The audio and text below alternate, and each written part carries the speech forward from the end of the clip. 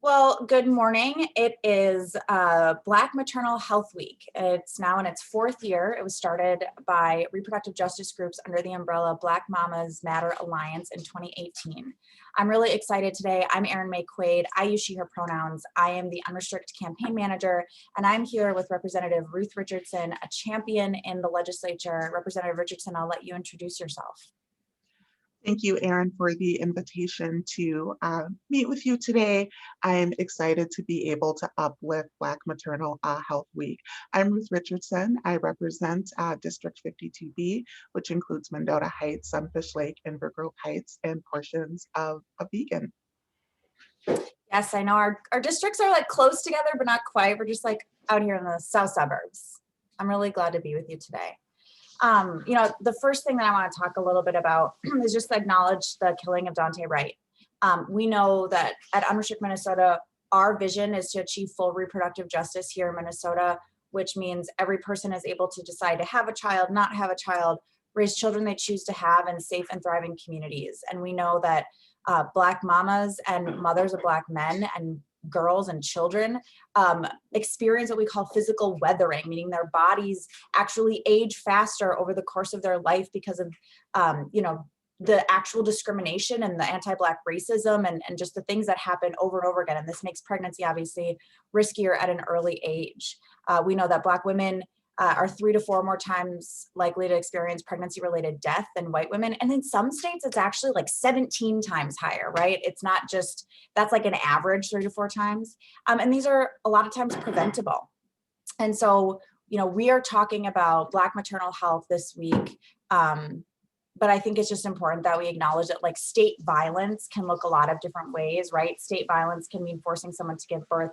It could also be, shooting a young boy in a traffic stop. And so part of what we do at UnRestrict Minnesota is work for reproductive justice, and it includes all of these things. But I want to focus specifically on some of the work that's happening in the legislature. Representative Richardson, you have just been leading on so many things related to Black maternal health, health care. I mean, you have a really expansive background in that. Do you want to just talk a little bit about the bills that you're carrying and what they do and why they're important? Sure. Well, I think, I'll start off by saying that these issues are really complex. And so one bill alone is not going to solve all of the issues that we are facing. So I've really approached this in a way of trying to look at the intersections of the challenges around not only infant mortality and morbidity, but also looking at maternal mortality and morbidity as well. And morbidity, for those who aren't familiar with that term, it's the near misses or the individuals who almost die during pregnancy. Because when we think about mortality, there are about 700 women a year that die.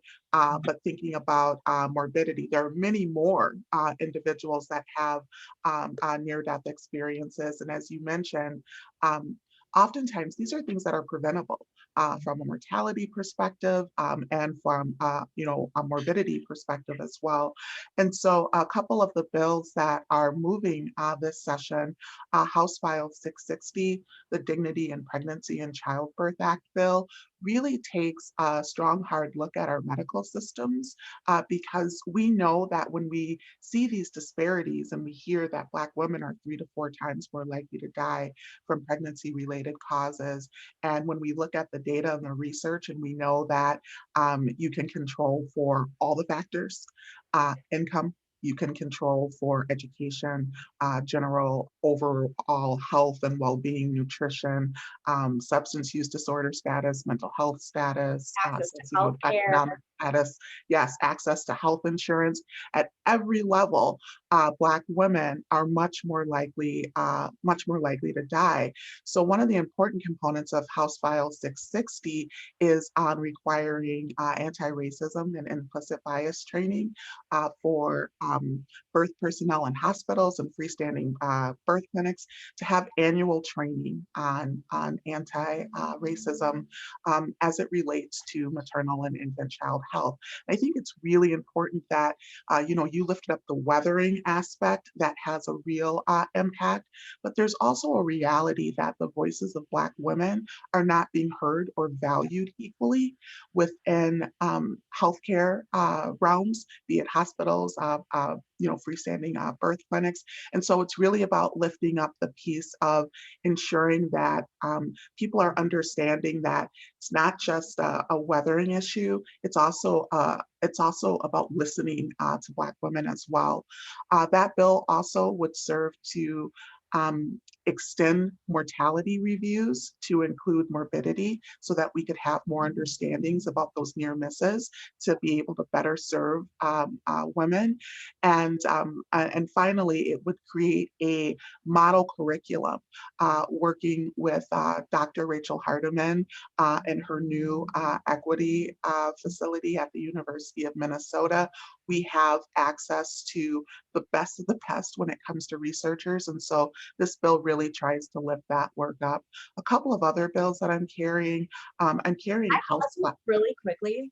Yes. There is something so important about that I want to lift up because I didn't learn it from you, but I heard the first time I heard you talk about it, I was like, I think this needs to be said more often. There was a study recently of current medical students, like this just came out last year. Will you talk a little bit about what that study found about their beliefs about Black skin and pain and Black people, and just talk a little bit about how that feeds into this anti-racism training and why this curriculum is so important?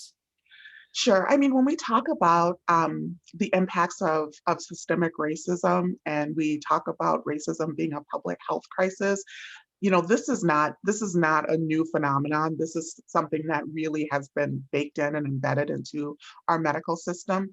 Looking back at just the whole sort of practice of OBGYN care, the history, oftentimes people are not aware of the fact that, J. Marion Sims, who's known as the godfather of OBGYN care, really perfected his practice on brutal research experiments on enslaved Black women. And what was, I think, really sort of painful to learn and to hear about is the fact that when he was performing these experiments, these surgeries on Black women, he didn't use anesthesia. And his idea and his thought process as it related to Black women was that they didn't feel pain in the same way. He said they That were uniquely qualified or uniquely constituted to endure this. Yeah. Exactly. And when we think about just how brutal those experiments were, there were enslaved women like Anarcha who was subjected to more than 30 surgeries without any anesthesia. And once those surgeries were perfected, Dr. Sims went on to New York and began to perform the surgeries on white women, but he began to use anesthesia with them. And so this idea of Black people not feeling pain the same way that white people feel pain has historic origins. But fast forward to today, and you look at the research, and when you see that there are students today within medical schools, the majority of students within medical schools, it was like about 60% of them don't believe that Black people feel pain within the same way. They think that our skin is thicker than white people's skin. And what that really means and how that plays out is at every level, when it comes to caring for Black people and Black people who are experiencing pain, they receive less pain medication, from children who are having an appendix removed to across the lifespan. There's this idea that we need to be cared for and treated in a different way, and it's really just sort of the festering pot of where all the disparities grow and breed. Yeah. And it's so, that junk science, right, that said that Black people, it was fine that they were enslaved and, doing all this unpaid labor and all that. I mean, that junk science lives on today and still exists, and we see it over and over again. So that training piece is just so important because it is a part of the unlocking of a healthcare system that treats Black people like people. But you also talked about, at the very beginning, you said these bills are not the be all end all, right? This is just a part of it. And I think part of the reason these conversations are so important is that the inside outside game, it matters, right? You can only do so much through law. It also requires us to do training and have be in community with one another and do these learnings and really talk about it. So I cut you off. Please go on to the next bill that you're carrying and talk a little bit about that. Well, there are a couple of bills that that really, I think, help to sort of knit together a more comprehensive approach. House File 1268 is a bill that would support the African American Babies Coalition, which is housed under the Wilder Foundation. And one of the most significant sort of research pieces that has really stuck with me from Dr. Rachel Hardiman's work on infant mortality. We know that Black infants in Minnesota are twice as likely to die before their first birthday when compared to white infants. But the work of Rachel Hardiman has been, I think, really important. Her most recent research study found that, the mortality rate was cut in half for infants that were cared for by Black doctors. Yeah. So it really comes to that fact of how representation matters at every level in all of our systems. And this bill would be focused on not only providing education around infant mortality and prevention, but also ensuring that we are creating pathways for more diverse healthcare professionals as well. And so really helping to bring forward a new generation of diverse healthcare providers that look like the individuals who are experiencing the most significant disparities as it relates to maternal child health. And that's really uplifting not only the Black community, but the Indigenous community as well. Oh, yes. And the one thing I was going to say is, sometimes legislators kind of care, and you should say a little bit about your background. Like, you're a lawyer, you have your master's in public health. No, I do not have a public health background. I'm an attorney by trade. So Yes. yes, And I have my you JD. did work with MOFAS, right? Yes, the Minnesota Organization on Fetal Alcohol Syndrome. Yes. So you do have, yes. And so, when it's so clear when you're talking about this, like you just are like complex layer. You definitely have the brain of a lawyer. I work with a bunch of lawyers. But you were continuing on about a bill. I apologize. I keep cutting you off. I have so many questions. No, it's fine. And then I was just going to lift up some work that has been happening within the community, the integrated care and high-risk pregnancy work that is being done. We call it ICHIRP. So House File 2136 would ensure that public-private partnership that's really looking at wrapping services around Black moms, Black families, and Black communities would continue. It's been work that has been really focused on reducing the number of women who experience preterm births and also decreasing low birth weight babies as well. Awesome. And so what could viewers do to make sure that these get passed? Like, where are they at? Have they been heard in committee? Have they been included in omnibus bills? What's going on in the Senate? What do you think? Well, all three bills have been moving within the House. So that's the great news. And I think that there is definitely an opportunity to reach out to the Senate as well and encourage them to really adopt a number of these provisions. There's also another great provision that Dr. Morrison, Representative Morrison, is carrying that would extend Medicare a year postpartum as well. And so again, we talked about the complexities of these issues. And so I think it's really important that we think about that holistically. And, as you and I even talked about the House File 1200, the paid family medical leave bill as well, is another opportunity to address the disparities that we're seeing here. Because what the research really shows in states that have adopted paid family medical leave programs, the rates of preterm births have decreased. the rates of low birth weight babies have decreased, and they're seeing overall better outcomes within maternal child health as a result of ensuring that there's a safety net for families to be able to care for their new children, and to be able to bond, and to be able to ensure that there's actually a way to continue breastfeeding, which improves all kinds of health outcomes, not just in the short term, but long term into adulthood as well.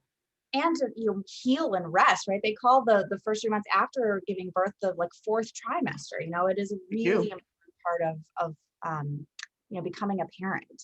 And so, obviously, all of these bills are part of achieving reproductive rights, health, and justice here in Minnesota. But you know, and Representative Morrison, I know, is someone that you work really closely with, and she's the chief author of our Patients' Right to Know Act, which would allow doctors and healthcare providers to provide medically accurate, evidence-based information to their patients, because right now there are laws that require them to lie and shame patients who seek abortion care. But can you just talk a little bit about why, Black maternal health is a reproductive justice issue, right? A lot of times people are like, oh, the people who do abortions, right? They're fighting for abortion rights. That has nothing to do with becoming a parent, and it does. And can you just talk a little bit about why you see this as a reproductive justice issue?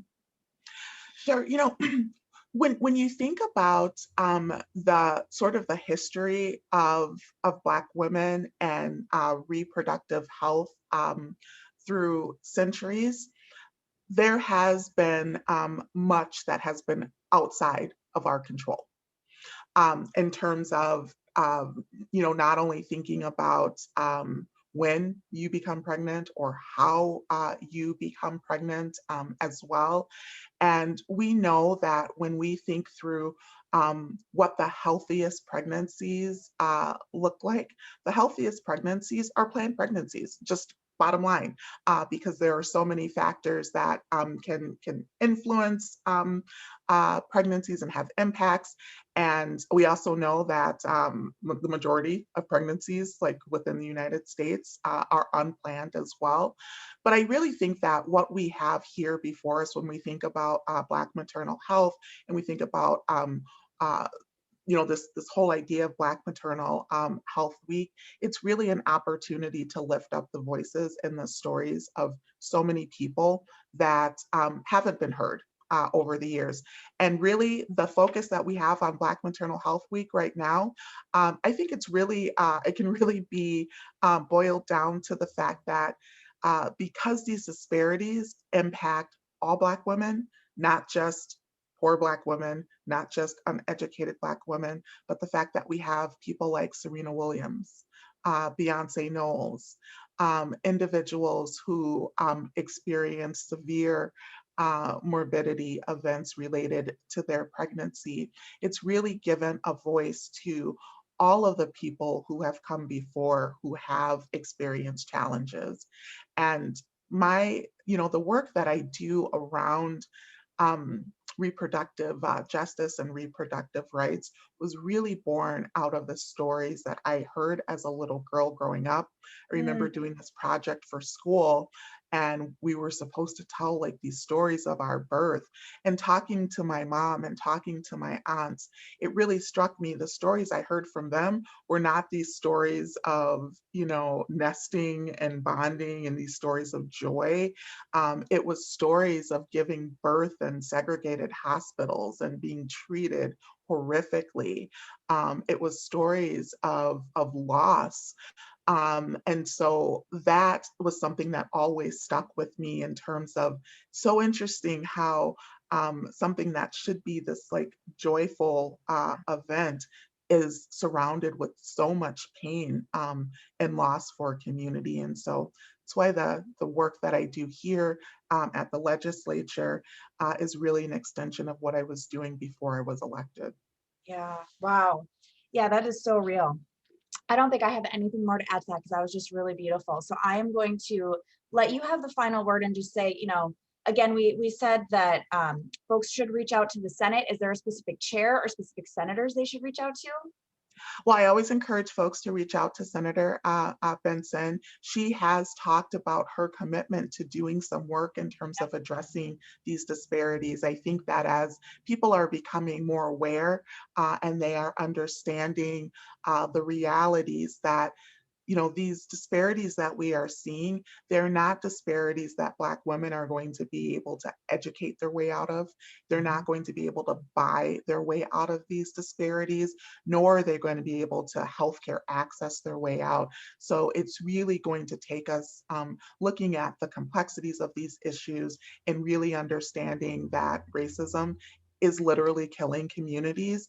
And so part of this work is really lifting up the work of the House Select Committee on Racial Justice within the House. And so I would just encourage folks to also take a look at that report if they have not, because it really sets forward a lot of the recommendations that we can look at as a whole society to really think about how we begin to move that needle, because we're not going to be as healthy as a society, we're not going to be as prosperous as a society if we continue to let the vestiges of systemic racism linger. So it's really a call to action for everyone within our communities. Absolutely. And we will make sure to post that report with those recommendations. We will also post our reproductive justice agenda, which no one will be surprised. Representative Richardson's many bills appear on that reproductive justice agenda. Call your state representative, call your state senator, especially if your state senator is Senator Michelle Benson. And let's try to get these bills passed, because like Representative Richardson said, it's killing us, and we deserve to live full, healthy lives in safe and thriving communities. So thank you, everybody. Let's keep the family of Dante Wright in our heart. And I want everyone to stay well and be well during this really traumatic time. Thank you so much. Thank you, Representative Richardson.